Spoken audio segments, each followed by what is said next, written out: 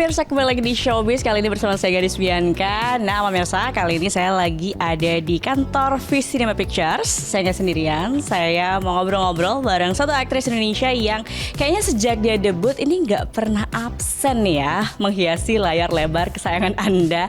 Dan yang terbaru dia juga menang di Indonesia Movie Actors Awards 2024 sebagai pemeran utama terbaik. Siapa dia? Tada! Hai Agni. Hai Kak Gadis. Apa kabar Agni? Baik, apa kabar kamu? Sehat ya, aku juga sehat. Nah pemirsa, kalau mungkin pemirsa banyak belum tahu ya kalau Agni ini sebelum turun di dunia acting dia itu adalah atlet profesional taekwondo. Timnas ya? Timnas, iya betul. Wow. Dari 2011 sampai 2017 awal. Wah, terus gimana sih ceritanya kok bisa terjun ke dunia acting dari atlet loh?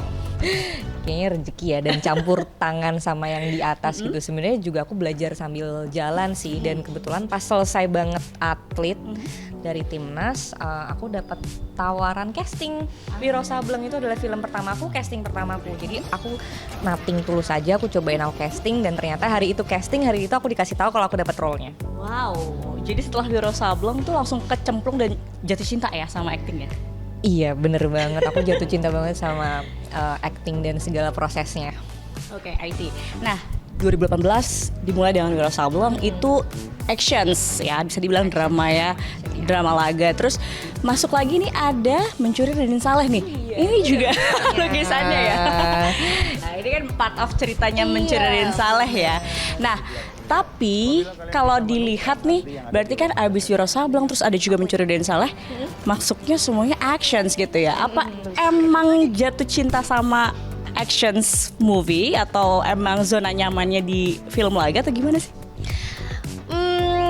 Kalau dibilang zona nyamannya iya, apalagi action gitu kan itu juga nggak lepas dari jati diri aku sebelum aku memulai seni peran gitu ya, karena aku dulunya atlet dan action kan juga banyak koreografi, ada latihan fisik dan segala macem gitu. Tapi kalau misalkan ditanya gitu ya tantangan terbarunya tuh pengen apa, aku sejujurnya pengen nyoba hal baru sih, karena kan dari atlet ke action gitu masih familiar kan, dan aku pengen nyoba hal-hal yang nggak familiar buat aku kayak film terbaru aku ini. Jadi memang nggak selalu harus actions gitu ya, mau coba untuk challenge diri sendiri ke genre-genre yang lain. Benar, Oke. benar. Nah, kalau lagi main di film yang butuh aksi fisik gitu ya, karena film action atau film laga itu biasanya pakai stuntman. Untuk safety kamu pakai stuntman atau sendiri sih? Mostly aku sendiri. Nah, kita lanjut lagi nih. Aku kali ini mau tanya pertanyaan cepat, rapid questions buat kamu. Jawab. Oke, pertama, bangun siang atau bangun pagi? Pagi. Oke, wow, nggak nyangka. Nggak nyangka ya. Aku sebelum kesini aku udah nge-gym dulu setengah 7, habis nge-gym aku paddle jam 8 sampai jam 10 terus kesini. Oke. Nah, kalau gitu lanjut, mie godok atau ramen? Mie godok. Bang Semarang. Godok. Bang Semarang iki loh. Iya. Terus udah gitu, taekwondo atau paddle? Oke, paddle ya. Oke. Karena sekarang lagi hobinya paddle ya. Hobinya lagi paddle, dan terus kan aku juga sebenarnya punya cedera kan gara-gara bawaan waktu taekwondo gitu. Dan kalau misalkan harus taekwondo lagi tuh kayaknya mungkin akan memperparah cedera saya. Jadi lebih baik paddle gitu. Main Karena aman ya. bener, selain main aman tuh kayak di paddle tuh dilatih kayak apa ya, berpikir cepat buat mengambil tindakan. Oke. Terus yang kedua juga aku suka kardionya. Soalnya kan selain aku nge-gym, aku juga suka kardio gitu. Seru. Nah, actions atau drama? Action drama nggak bisa. Action. Oke, wow. Nggak nyangka ternyata tetap milih actions ya. Ya, tapi dengan tantangan yang berbeda ya. Mungkin kayak lebih emosionalnya lebih luas, range actingnya lebih luas lagi, emosinya juga lebih luas lagi. Oke. Nah, kalau misalnya break shooting, mendingan full istirahat di rumah atau full liburan? Full istirahat di rumah. Kenapa tuh?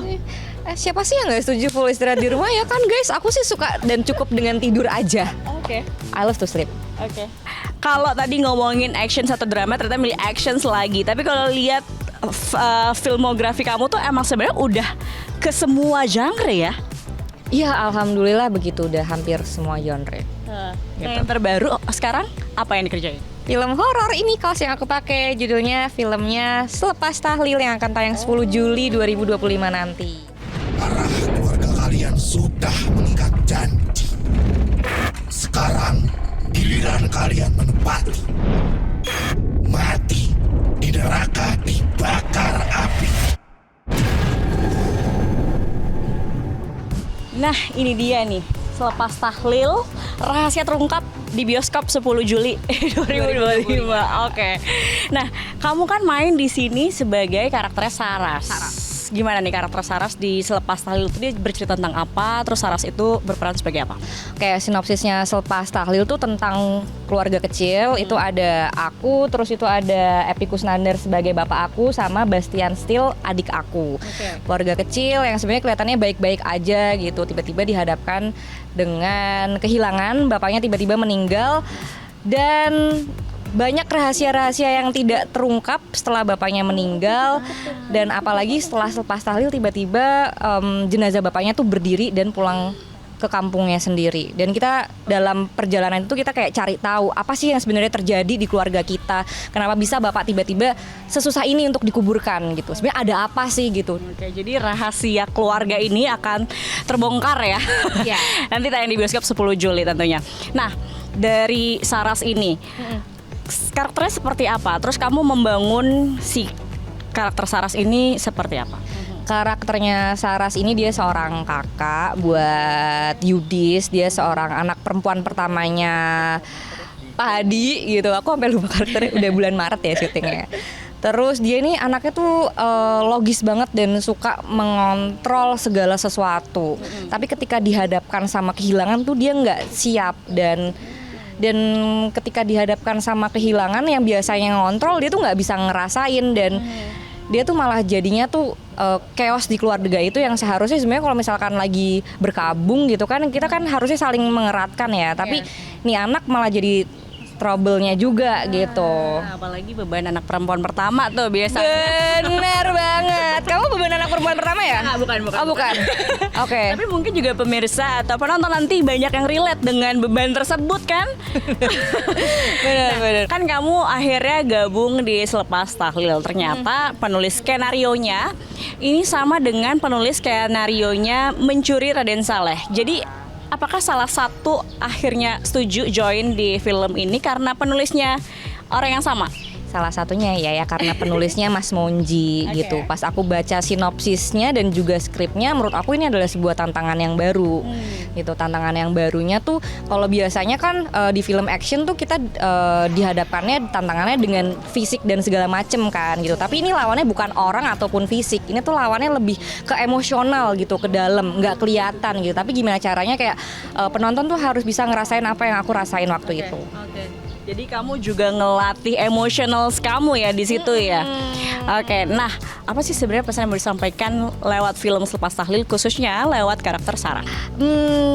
Pesan-pesannya apa ya? Oke, kadang tuh kita sebagai manusia nih, apalagi Saras gitu ya, kita tuh sering banget berusaha untuk mengontrol semuanya gitu. Tapi kadang kita tuh lupa buat ngerasain gitu. Kalau misalkan lagi berduka ya rasain aja lagi berduka gitu. Kalau misalkan lagi sedih rasain lagi sedih, lagi marah tuh rasain aja. Jangan kayak apa ya, perasaan-perasaan yang kita rasain tuh nggak dianggap kayak oh kita kuat, kita nggak perlu bersedih gitu. Tapi sebenarnya kayak knowledge aja perasaan itu gitu. Dan sebenarnya menurut aku keberanian tuh nggak selalu harus melawan, tapi keberanian juga harus menerima kesedihan kita, menerima kekurangan kita, karena itu adalah sebuah proses untuk kita menjadi manusia yang utuh. Oke, wow, keren banget, ini dalam banget, deep banget pesannya. Mudah-mudahan pemirsa nonton karena rahasia keluarga dari Saras dan Pak Hadi akan terbongkar 10 Juli 2025 di bioskop, oke? Jangan sampai menyesal. Jangan sampai menyesal. Thank you Agni waktunya. Thank you so much, sukses terus dan juga sukses filmnya Selepas Tahlil. Thank you. Jelajahi cara baru mendapatkan informasi. Download Metro TV Extend sekarang.